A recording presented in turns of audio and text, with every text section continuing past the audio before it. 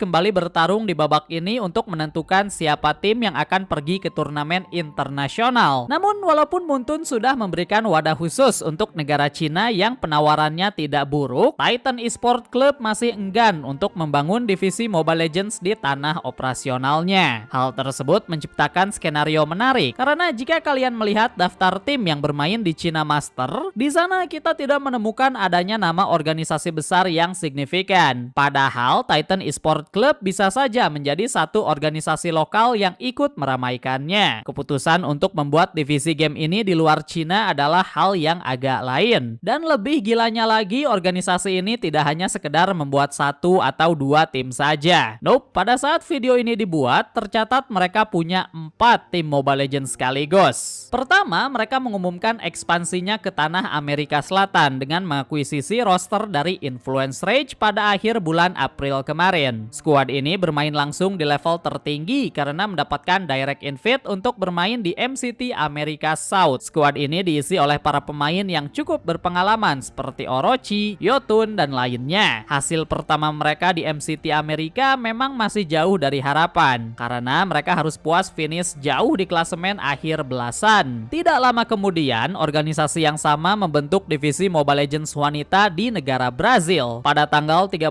April, skuad wanita dari Titan Esports Mobile Legends diresmikan, yang sampai sekarang masih berjalan walaupun mereka tidak bermain di MWE kemarin. 2 tim telah terbentuk dengan ekspansinya ke tanah Amerika sana. Namun ternyata sebelum Titan Esports datang ke Amerika, mereka sempat mencicipi gelombang dulu di Asia Tenggara, lebih tepatnya di Vietnam sana. Pada pertengahan bulan April, mereka ikut membentuk satu skuad untuk divisi Mobile Legends wanita. Itu artinya Titan Esports memiliki 2 skuad wanita Mobile Legends dan 1 skuad pria untuk game yang sama. Well, baru saja kemarin kita melanjutkan intro dari video ini karena Titan Esports baru saja mengumumkan ekspansinya ke Timur Tengah untuk Mobile Legends. Atau setidaknya itulah yang baru diresmikan sekarang. Pada tanggal 20 Juli kemarin, Titan Esports Club telah resmi mengambil alih atau menggabungkan operasi dari tim bernama Gamax Esports. Gamax Esports pada MPL MENA season terakhir berhasil finish di posisi ketiga. Hasil ini cukup menjanjikan karena mereka merupakan tim yang datang dari babak kualifikasi. Hasil positif tersebut cukup untuk membuktikan kekuatan mereka dan meyakinkan Titan Esports. Dengan sedikit dorongan, kita yakin mereka akan bisa bersaing lebih tinggi lagi, terutama untuk memperebutkan posisi juara atau setidaknya juara 2 agar bisa main ke turnamen internasional. Lalu keputusan Titan Esports yang membeli penuh Gamax Esports ini merupakan langkah yang paling ideal. Mereka tidak perlu membangun tim dari awal lagi, atau yang perlu mereka lakukan hanyalah memberi sedikit bantuan agar mereka bisa semakin kuat lagi. Lewat adanya ekspansi ini, maka kalian bisa melihat banner dan nama organisasi dari Titan Esports di 4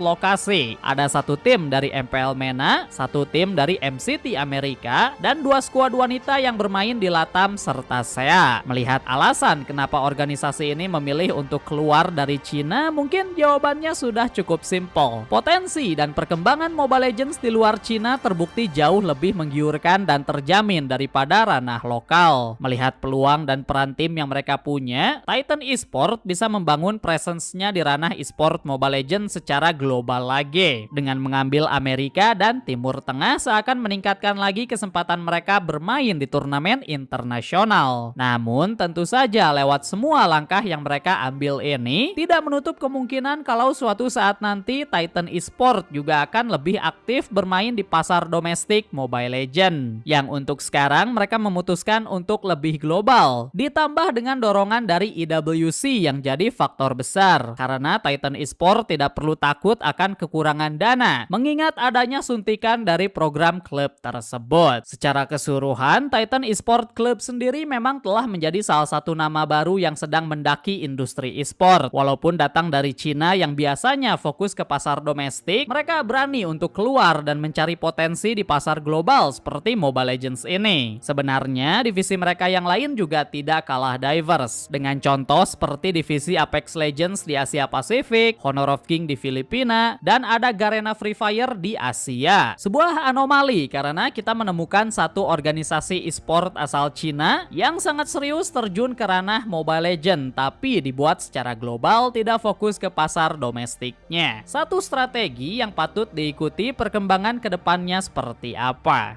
Jika kalian suka dengan e-sport Mobile Legends, maka channel ini adalah hub yang wajib kalian subscribe. Thanks for watching. 2026. Kita rasa semua orang bisa setuju untuk mengatakan kalau edisi tahun ini adalah edisi yang tidak akan terlupakan. Tentunya ada beberapa alasan kenapa. Mulai dari tuan rumahnya yang diadakan di Perancis, tapi salah satunya pasti mengarah kepada bagaimana Team Spirit berhasil keluar sebagai juara. Sekilas kalian mungkin tidak menyadari adanya hal yang spesial. Toh satu tim pasti akan juara, bukan? Well, yes, memang benar, tapi apa yang kalian tidak sadari adalah bagaimana hasil dari turnamen ini membuktikan kalau e-sport Mobile Legends telah resmi memasuki era baru.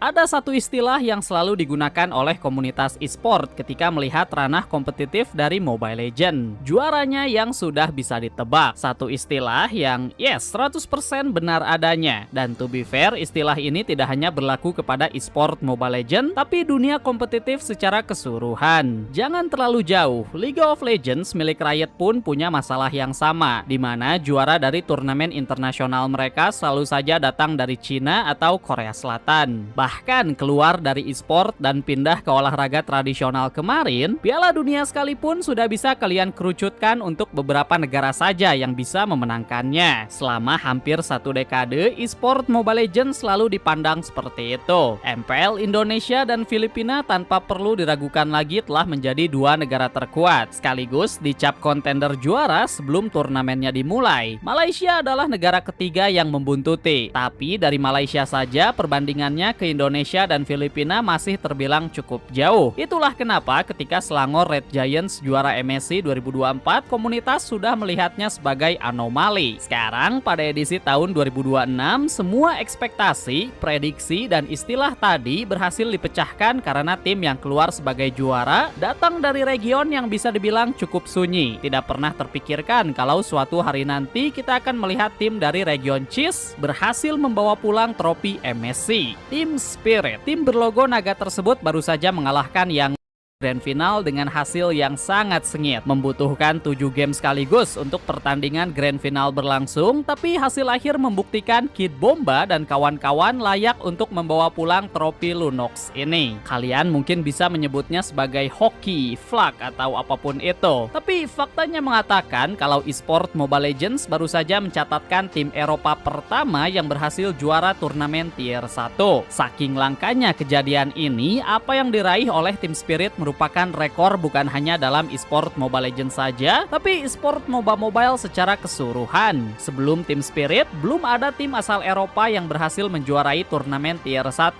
Semua ini tentu menjadi langkah yang signifikan Eropa, sampai ke bagaimana e-sport Mobile Legends mulai berkembang di luar prediksi. Membutuhkan waktu satu dekade, tapi hasilnya terasa worth it. Muntun akhirnya berhasil menciptakan ekosistem e-sport mobile yang bisa terasa balance, dan tidak didominasi oleh region tertentu saja. Oke, mungkin untuk mengatakan balance masih bisa kalian perdebatkan, tapi mari kita lihat dulu bagaimana Team Spirit berhasil menjuarai turnamen ini. Team Spirit datang sebagai perwakilan seed pertama dari CIS atau Eropa Timur. Team Spirit sendiri sebelumnya merupakan tim yang sangat mendominasi di region sana. Melihat prestasi mereka di level domestik, bisa dibilang tidak ada tim yang bisa mengalahkan mereka. Hasil juara satu sudah bukan lagi hal yang istimewa bagi skuad ini secara domestik. Itulah kenapa rasa lapar dan mimpi mereka sudah bukan lagi menjuarai liga regional, melainkan juara turnamen internasional. Sebuah harapan sekaligus motivasi yang cukup untuk membakar semangat setiap pemain sepanjang turnamen. Kalian tahu apa yang menarik? Pada babak group stage, permainan dari Team Spirit sebenarnya masih sesuai dengan prediksi. Dalam artian mereka bisa mengalahkan tim dari regional yang B aja, dan pasti akan kesulitan ketika mulai bertemu dengan The Big Three dari MPL. Hasil ini terbukti setelah mereka berhasil membantai Ignite Gaming dengan cukup meyakinkan, tapi ketika bertemu dengan tim Famos yang merupakan juara 2 MPL Malaysia season kemarin, permainan Team Spirit mulai diuji. Walaupun bisa memberikan perlawanan yang cukup berarti, tapi dari kedua game tim Famos berhasil menutupnya dengan solid. Hasil tersebut membuat Team Spirit harus turun ke lower bracket dan bertemu Guangzhou Gaming. Dari pertandingan ketiga ini, Team Spirit sempat terpleset di game pertama. Dengan kekalahan kesalahan di fase late game yang membuat skornya 1-0 untuk tim asal Cina. Dari titik ini, Team Spirit hanya tinggal memiliki satu nyawa, satu game untuk menentukan kepulangan mereka. Tapi permainan yang disiplin dan rapih dari Team Spirit berhasil membalikan kondisi dan hasil akhir 2-1 untuk kemenangan tim Naga. Lewat hasil ini, Team Spirit berhak melaju ke babak knockout. Entah apa yang merasuki Team Spirit, karena apa yang mereka lakukan tidak sesuai dengan prediksi para penonton atau bahkan jauh dari kata prediksi. Bagaimana tidak, game pertama meminta Team Spirit untuk kembali melawan tim Famos, tim yang sebelumnya menendang mereka ke lower bracket. Tapi Team Spirit belajar dari kesalahan mereka sebelumnya, menganalisis apa yang dirasa salah ketika melawan tim Famos dan menyesuaikan permainan selanjutnya. Hasilnya, well, sangat efektif. 3-0 tanpa balas dengan permainan yang meyakinkan. Hasil ini seakan memberi peringatan kepada sisa tim yang ada kalau Team Spirit kali ini memang serius. Masuk ke semifinal, Team Spirit bertemu dengan satu dari dua raja terakhir turnamen ini, Onyx Esports Indonesia. Bisa apa sih Team Spirit lawan salah satu tim terkuat di dunia? Tim dari Eropa bisa apa di esport game mobile asal Indonesia yang pernah menjuarai MSC? Apa iya Team Spirit dari Cheese bisa menang? Yang ada, semifinal ini tinggal tidur juga hasilnya sudah pasti. Yangon Galacticos. Dari tadi kita memfokuskan video ini kepada Team Spirit yang to be fair mereka memang juaranya. Tapi kita juga tidak bisa melupakan bagaimana Yangon Galacticos merangkak ke grand final dengan cara mereka sendiri. Yangon Galacticos adalah tim asal Myanmar dan pertandingan grand final kemarin sudah terasa spesial sebelum game pertama dimulai. Mengingat untuk pertama kalinya grand final MSC tidak ada perwakilan Indonesia, Filipina atau Malaysia. Myanmar versus Eropa. Jangan dulu membicarakan tentang hasilnya, tapi dari pertandingan ini saja sudah membuktikan betapa jauhnya esport Mobile Legends berkembang. Sekali lagi, membutuhkan waktu yang sangat lama untuk Muntun akhirnya bisa mencapai titik ini, membuat esport Mobile Legends bisa difokuskan lebih luas dan global lagi. Dari satu sisi, kita punya Team Spirit yang berhasil berjalan mulus ke grand final. Satu sisi lain, Yangon Galacticos harus merangkak mengalahkan tim Falcon Filipina. Dua tim dari region minor yang berhasil mengalahkan dua giant dalam esport game ini. Grand final dimulai, sebuah game back and forth yang berlangsung. Baik itu Team Spirit dan Yangon Galacticos telah memberikan kemampuan mereka secara maksimal. Saling serang, saling take down, saling invasi. Ada alasan kenapa pertandingan ini harus memakan 7 game sekaligus. Seakan membuktikan kalau kalian sedang menyaksikan dua tim yang setara bertarung satu sama lain. This is Team Spirit. You may raise your trophy in 3, 2, 1.